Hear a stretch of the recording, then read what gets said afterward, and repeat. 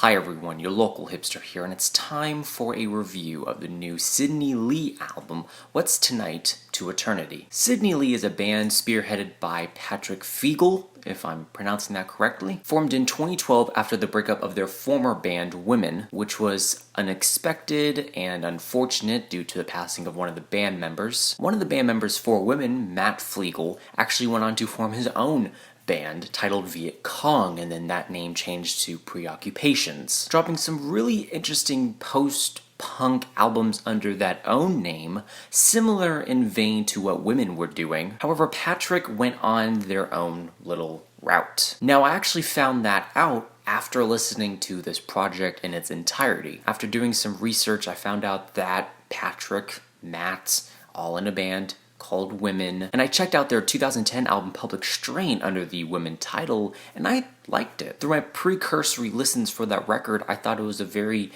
cryptic, eerie post-punk album that was also really catchy too. And there are some moments on that record that I'm like, wow, I'm very impressed with what the record has to offer. I was also really questioning whether or not Sydney Lee and this album in particular sounded anything like what Public Strain was doing. Short answer, no, this really doesn't sound much like anything they were doing. And Sydney Lee is not a punk outfit at all, rather they specialize in hypnagogic pop, mixed in with elements of noise pop as well as a lot of low fidelity recordings. Like, good God. Now obviously that's easy to say since this is a pop album and that was a punk album, but I actually mean the way this album is recorded compared to what Public Strain was. Public Strain did sound a little hazy, a little dirty. It sounded eerie. It sounded like it was recorded in the middle of a blizzard in Idaho. However, What's Tonight to Eternity sounds like it was recorded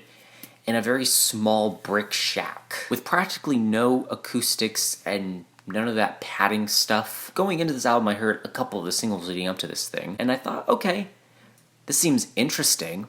I'm not fully convinced yet.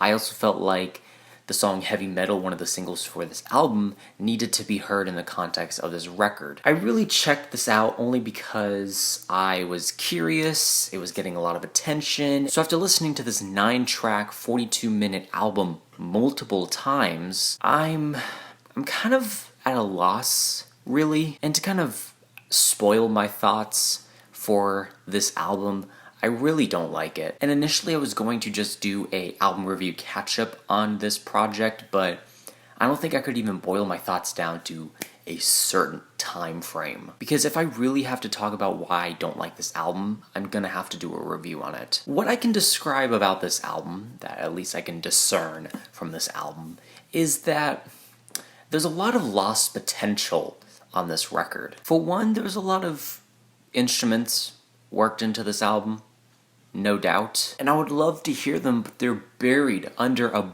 bed of effects. Bunch of reverb, a bunch of delays, and a bunch of distortion. Another thing about this album is that it's actually supposed to have somewhat of a message, at least to the lead singer of the band, Patrick. On the Bandcamp, they explain that this is just more than a project. It is the culmination of a lifelong exploration of art, the electric guitar, queer identity, and gender expression. They go on about what Sydney Lee means to them. At the end, it says, What's Tonight to Eternity remains a mix of pop culture indoctrination, pain and suffering, hopes and dreams, fierce confrontation, and wide-open confessional blurs. Going further to say that the last track on the one of the singles to this album, Heavy Metal, was actually a tribute song to the late member of the band Women, Chris Reimer, if I'm pronouncing that correctly. And then finishing the synopsis by saying, the album continues the bold and rewarding path on which Sydney Lee has embarked. Now, for one, I am not against queer identity, queer culture,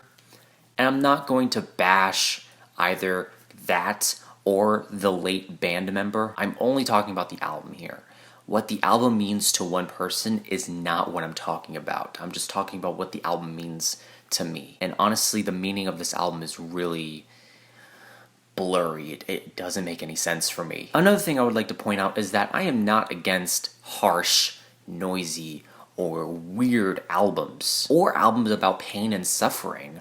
I loved Lingua Ignota's last record, Caligula, and the harshness of It's a Whimsical Afterlife still haunts me to this day, but what those albums had to offer were amazing personalities. I feel like this album has a character to it, but that character is just a blank staring person that doesn't move when you put your hand in front of its face. I also liked how gritty and how well textured a lot of those albums were. But for me personally, this album does not grip me in the same way as the other two projects did. I'm not saying those two albums are comparable per se. They are certainly stylistically different. However, the latter of the two projects, the Avenade project, is very lo-fi, similar to this album. And the brittleness of that low-fidelity recording given on Avenade's project was actually something that I admire. Something that I can also argue with Weather Days Come In. Even if I really didn't care for that project all that much, there still was a lot of character on that record. However, for me personally, the harshness of this project is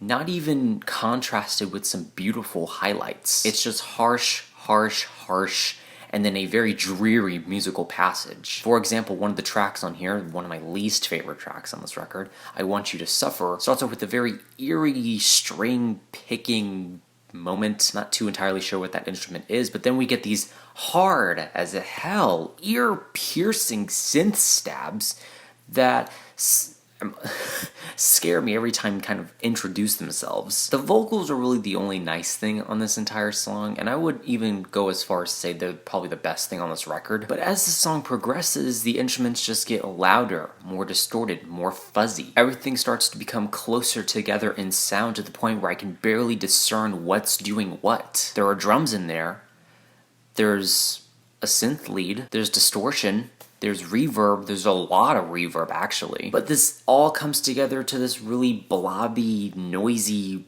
middle section of the song. And prior to this noisy passage, you get all these instruments playing all at once, but they're all out of tune, ugly, distorted, badly performed. It just all comes together so horrendously.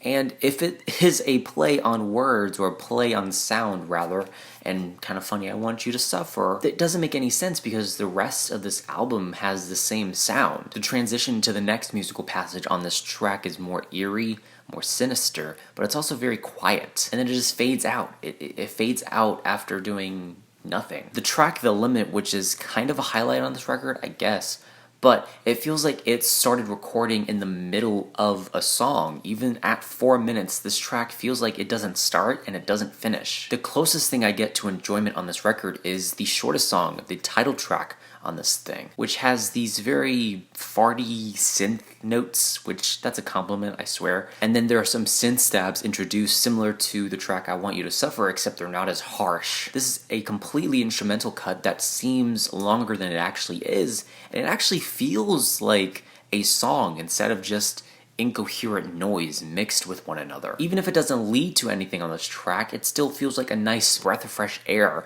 throughout this entire album. The track Lucifer Stan goes on way too long, and then the last minute of the track is just this vocal snippet of this girl talking about hell or something like that. It would be interesting if this connected in some way, shape, or form, but I don't even think it does. And don't even get me started on the track Speaking From Above. It sounds like music from a cheap flash horror game. The track after that, we get Just For Loving You, I Pay the Price, which is probably one of the better cuts on this record. It finds a perfect balance of eeriness, sinisterness, while also feeling hazy and washed out. It feels like it was recorded in a cathedral or haunted building. It sounds really cool, and I wish more songs on this record had that appeal to it. The sinister aesthetic of the song really makes me come back to it more often than not.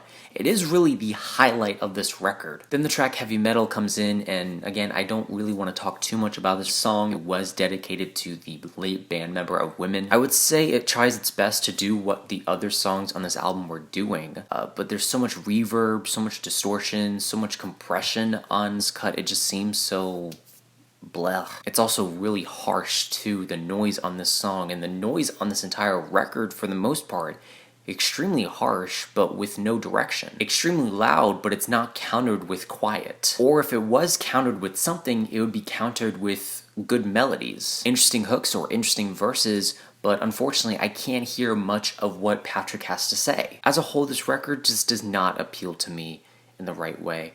And again, initially I wanted to do this as an album review catch-up segment, but I spent so much time, I spent so much effort researching this album, researching everything behind this album, researching each band member of this band, and I mean, the more I dive deeper into this rabbit hole of Patrick Flegel rabbit hole and the band Women and Sydney Lee and all of their other side projects, the more I kind of got confused and the less this album clicked with me. Certainly I'm not going to tell you to not listen to this record. There are a lot of people that thoroughly enjoy this record, and maybe in the future I will find enjoyment out of this record. But for me personally, I did not care for this album. Personally for me, it's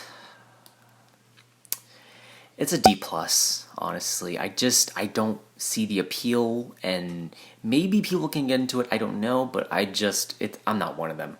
I'm not one of them. But I am curious to know, what are your thoughts and opinions on this album down below? Let me know what albums you want me to review next, and that is it. Leave a like, comment, share, do whatever you want. Let me know how I can improve future videos down below, and remember, this is only my opinion, because music is subjective.